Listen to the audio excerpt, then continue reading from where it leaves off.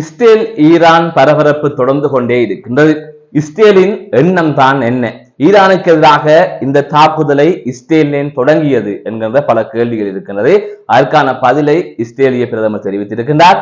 அதை தவிர ஈரானின் அதி உயர் மத தலைவரான கமேனி எங்கு மறைந்திருக்கின்றார் என்பது எங்களுக்கு தெரியும். ஆனால் நாங்கள் இப்போதைக்கு அவரை கொலை செய்ய மாட்டோம் என்று ட்ரம்ப் அவர்கள் தெரிவித்திருக்கின்றார். அதை தவிர எங்களுக்கு ஒரு ஆபத்து ஏற்பட்டால் பாகிஸ்தான் இஸ்ரேலுக்கு எதிராக அணுகுண்டை வீசும் என்று ஈரானின் முக்கியஸ்தர் ஒருவர் தெரிவித்திருக்கின்றார். அதனை பாகிஸ்தான் பதறி அடித்து மறுத்திருந்தது. இவ்வாறு பல விடயங்கள் நடந்திருக்கிறது. அதனை தாண்டி ஈரானில் இந்த தலைமைத்துவ மாற்றம் அதெல்லாம் இல்லை. ஆனால் ஈரான் சரணடைய வேண்டும் என்பதுதான் தற்பொழுது இருக்கின்ற அமெரிக்காவின் ஒரு கூட்டாக இருக்கின்றது. இஸ்ரேல் அதனை கூறியிருக்கின்ற நிலையில் அமெரிக்கா அதனை வழிமொழிந்திருக்கின்றது என்றுதான் கூற வேண்டும். இவ்வாறு பல தரப்பட்ட விடயங்கள் நடந்திருக்கிறது. இதை தாண்டி இந்திய பிரதமர் நரேந்திர மோடி அவர்கள் ட்ரம்புக்கு தொலைபேசி மூலமாக சரியான செருப்படி பதில் ஒன்றை கொடுத்திருக்கின்றார். அது தொடர்பாகவும் இதிலே பார்க்க இருக்கின்றோம். அதற்கு முதல் ஜேகே ரிப்போர்ட் எனப்படுகின்ற இந்த யூடியூப் சேனலை இதுவரை சப்ஸ்கிரைப் செய்யாதவர்கள் சப்ஸ்கிரைப் செய்து கொள்ளுங்கள். தொடர்ந்து அருகில் இருக்கின்ற பெல் பட்டினை கிளிக் செய்வதன் ஊடாக நான் போடுகின்ற ஒவ்வொரு காணொளிகளையும் நீங்கள் உடனுக்குடன் பார்க்கக்கூடிய வகையிலே இருக்கும். நான் நடராசா ஜெயகாந்தன். தற்பொழுது செய்திகளுக்குள்ளே செல்லலாம். ஈரானின் தலைநகரிலும் தாக்குதல் நடத்தப்பட்டுக் கொண்டிருக்கிறது. இஸ்ரேலின் தலைநகரிலும் தாக்குதல் நடந்து கொண்டிருக்கிறது. நாங்கள் பாருங்கள், இவர்களது இந்த வான் கவசங்களை எல்லாம் தாண்டி இஸ்ரேலை தாக்கி இருக்கின்றோம் என்று ஈரான் பெருமிதமாக சொல்லிக் கொண்டிருக்கிறது. நாங்கள் போரை முடிவுக்கு கொண்டு வர மாட்டோம் என்பது போல எல்லாம் அவர்கள் பல கருத்துக்களை கூறிக்கொண்டிருக்கிறார்கள். இஸ்ரேல் மக்களுக்கு எச்சரிக்கை விடுத்து தொடர்ந்து தாக்குதல் நடத்தி கொண்டிருக்கிறது. இந்த அணு ஆயுதம் தயாரிக்கப்படுகின்ற இடம் என்று கருதப்படுகின்ற அந்த இடங்களை எல்லாம் குறிவைத்து தாக்குகின்றது. அதுவரை எண்ணெய் கிடங்குகளையும் இந்த ஏவுகணை உற்பத்தி இடம்பெறுகின்ற இடங்களையும் குறிவைத்து இஸ்ரேல் தாக்கிக் கொண்டிருக்கிறது. இவ்வாறு இந்த போர் நகர்ந்து கொண்டிருக்கிறது. இதற்கு முதல் G7 நாடுகள் கூட்டாக இஸ்ரேலுக்கு ஆதரவாக இருப்பதாக தெரிவித்தது, அதாவது கூட்டறிக்கை வெளியிட்டது என்பது தொடர்பாக எல்லாம் நாங்கள் பார்த்திருந்தோம். அதற்கு பிறகாக பல சம்பவங்கள் நடந்திருக்கிறது. முக்கியமான சம்பவங்கள் நடந்திருக்கிறது. அதிலே இந்த ஈரானின் அதி உயர் மத தலைவரான கமேனி அவர்கள் எங்கு மறைந்திருக்கின்றார் என்பது எனக்கு தெரியும். ஆனால் நாங்கள் இப்போதைக்கு அவரை கொலை செய்ய போவதில்லை என்று ட்ரம்ப் அவர்கள் தெரிவித்திருக்கிறார். ஆகவே இதற்கு முதல் அவரை கொலை செய்வதற்கு இஸ்ரேல் முனைந்தது, அமெரிக்கா தடுத்தது என்கின்ற செய்திகள் வெளியாக இருந்த நிலையில் அது தொடர்பாக அப்போது இஸ்ரேலிய பிரதமர் அதற்கு ஆமோதிக்கவும் இல்லை, எதிர்ப்பு தெரிவிக்கவும் இல்லை. ஆனால் இன்று ட்ரம்ப் தெரிவித்திருக்கின்ற கருத்தை பார்க்கின்ற போது அப்படி ஒரு திட்டம் நடந்திருப்பதற்கான வாய்ப்புகள் இருக்கிறது. இப்போது கூட நாங்கள் அவரை கொலை செய்வோம் என்பதைத்தான் ட்ரம்ப் மறைமுகமாக தெரிவித்திருக்கின்றார். அதாவது இப்போதைக்கு நாங்கள் கொலை செய்ய மாட்டோம் என்று சொன்னால் நாங்கள் பிறகு கொலை செய்வோம் என்பதுதான் அதன் அர்த்தமாக இருக்கின்றது. ஆகையால் ஒரு பரபரப்பு நிலை ஒன்று அங்கு ஏற்பட்டுக் கொண்டிருக்கின்றது என்பதை புரிந்து கொள்ளக்கூடிய வகையில் இருக்கிறது. அதனை தாண்டி இஸ்ரேலிடம் ஈரான் சரணடைய வேண்டும் என்று வலியுறுத்தப்பட்டிருக்கிறது. அதோட இஸ்ரேலை அச்சுறுத்தும் விதமாக நாங்கள் நடந்து கொள்ள மாட்டோம் என்பது போன்ற உத்தரவாதத்தை ஈரான் அளிக்க வேண்டும். அதுதான் சரணடைவது. அதாவது முற்றுமுழுதாக இஸ்ரேலை எதிர்க்க மாட்டோம் என்று ஈரான் சரணடைய வேண்டும் என்பதுதான் இஸ்ரேலின் கருத்தாக இருக்கிறது. அதனை அமெரிக்கா வழிமொழிகின்றது என்று கூட பார்க்கக்கூடிய வகையில் இருக்கிறது. அதனை அமெரிக்காவும் அந்த கருத்தை வலியுறுத்தி இருக்கின்றது. அது இவ்வாறு நகர்ந்து கொண்டிருக்கிறது. இஸ்ரேல் பலமான தாக்குதல் நடத்தி கொண்டிருக்கிறது. மறுபுறம் ஈரான் பலமான தாக்குதல் நடத்தி கொண்டிருக்கிறது. இந்த சந்தர்ப்பத்தில் இஸ்ரேலின் பிரதமர் ஆங்கிலத்திலே ஈரான் மக்களுக்கு ஒரு உரையாற்றியிருந்தார். அதிலே இது சமாதானத்திற்கான போர், சமாதானத்தை நோக்கித்தான் இந்த போர் நகர்ந்து கொண்டிருக்கிறது. உங்களுக்கு ஒரு சரியான வாழ்வு கிடைக்க போகின்றது. அதனை தாண்டி எங்களது இலக்கு என்பது, அதாவது நோக்கம் என்பது அங்கு அணு ஆயுதத்தை உற்பத்தி செய்ய விடக்கூடாது.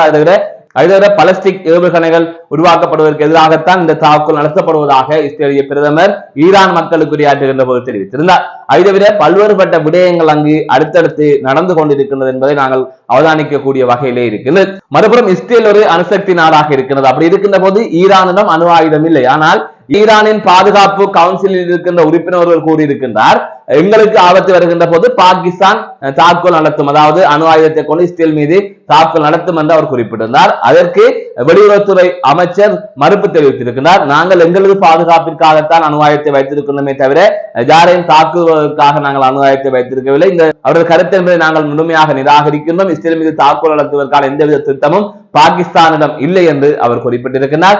ஆகையால் இந்த செய்தியை ஏற்க முடியாது.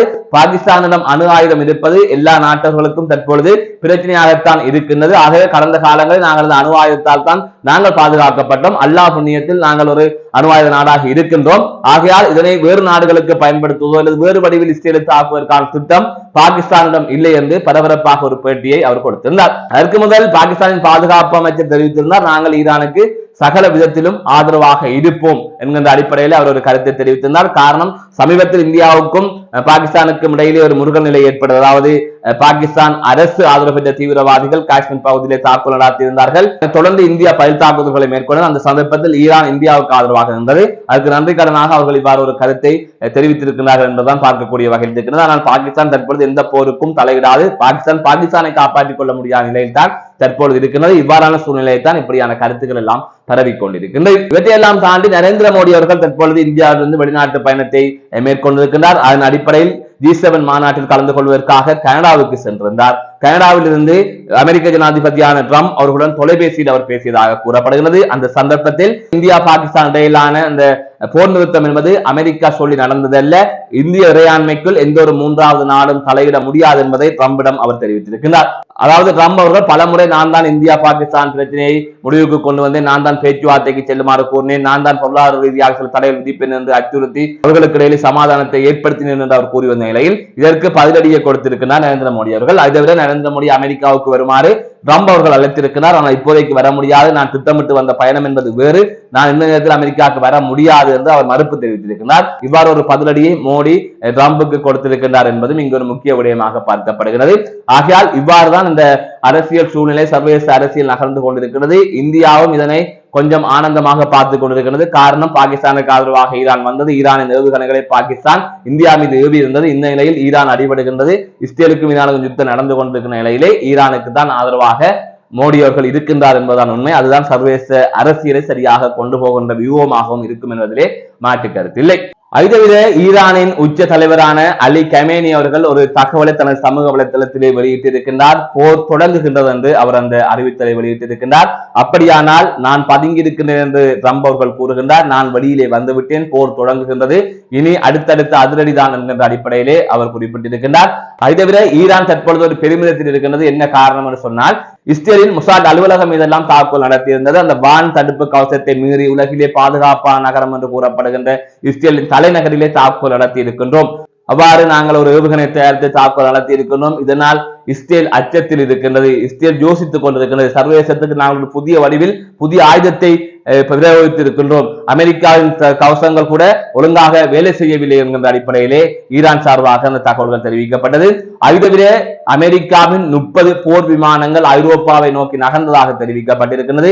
இஸ்ரேல் ஈரான் மீது தாக்குதல் நடத்தியிருந்தது கடந்த வெள்ளிக்கிழமையான இந்த சந்தர்ப்பத்தில் தான் அமெரிக்காவின் 30 போர் விமானங்கள் ஐரோப்பாவுக்குள் நுழைந்ததாக கூறப்படுகின்றது. அதிலே குண்டுகளை போடக்கூடிய போர் விமானங்களும் அந்த போர் விமானங்களுக்கு எரிபொருளை வழங்கக்கூடிய விமான டாங்கிகளும் இவ்வாறு ஐரோப்பாவுக்குள் வந்ததாக தெரிவிக்கப்பட்டிருக்கிறது. அதுதவிர கப்பல்கள் தற்பொழுது ஐரோப்பாவை நோக்கி நகர்ந்து கொண்டிருக்கிறது, அமெரிக்காவின் போர் கப்பல்கள். ஆகையால் அமெரிக்காவும் களத்தில் இறங்குவதற்கு தயாராக இருக்கின்றது. எந்த சந்தர்ப்பத்தில் என்ன நடக்கும் என்று தெரியவில்லை. இஸ்ரேல் சரமாரியான தாக்குதல் ஒன்று நடத்தியிருந்தது. 50 விமானங்கள் சென்று ஒரு தாக்குதல் நடத்தியிருந்தது ஈரானுக்குள். இவ்வாறு அடுத்தடுத்த தாக்குதலை உக்கிரமடைய வைத்திருக்கின்றது. அடுத்து என்ன நடக்கப் போகணும் என்ற அச்சம் தான் இருக்கின்றது. ஆகவே மக்களை அந்த இடத்திலிருந்து வெளியேறுங்கள் என்று சொல்லி சொல்லி இஸ்ரேல் அடித்துக் கொண்டிருக்கிறது. அதே போல ஈரானும் இஸ்ரேலுக்கு பதிலடியை கொடுத்துக் கொண்டுதான் இருக்கின்றது. ஆனால் ஈரானால் எந்த அளவிற்கு பதிலடி கொடுக்க முடியும், எவ்வளவு காலத்திற்கு பதிலடி கொடுக்க முடியும் என்கின்ற கேள்வியும் இருக்கின்றது. அதை தவிர அமெரிக்காவும் இனி அடிக்க தொடங்கிவிட்டால் என்னவாகும் என்கின்ற கேள்வி இருக்கின்றது. அமெரிக்கா தொடங்கினால் ஏனைய நாடுகளும் தொடங்கும், அதாவது ஆதரவு பெற்ற நாடுகளும் தொடங்கும். இவ்வாறு தொடங்குகின்ற போது அது பாரிய அளவில் ஒரு பிரச்சனையை உருவாக்கும் என்பதிலே எந்தவித சந்தேகமும் இல்லை. ஆகையால் இவ்வாறு சர்வதேச போர் நகர்ந்து கொண்டிருக்கின்றது. எனவே சமாதானமாக செல்ல வேண்டும். இந்த போர் என்பது நடக்காமல் இருக்க வேண்டும். போரால் பல அழிவுகள் நாடுகளுக்கு ஏற்படுகின்றது. அதே மக்கள் பலர் பாதிக்கப்படுகின்றார்கள். இவ்வாறான சூழ்நிலை இதனை எல்லாம் தவிர்க்க வேண்டும் என்பதுதான் உலக மக்களின் சமாதானத்தை விரும்புகின்ற மக்களின் மன்றாட்டமாக இருக்கிறது. பொறுத்தது பார்ப்போம் என்ன நடக்கப் போகின்றது. மீண்டும் ஒரு காணொலி சந்திக்கின்றேன். நான் நடராஜ் ஜெயகாந்த்.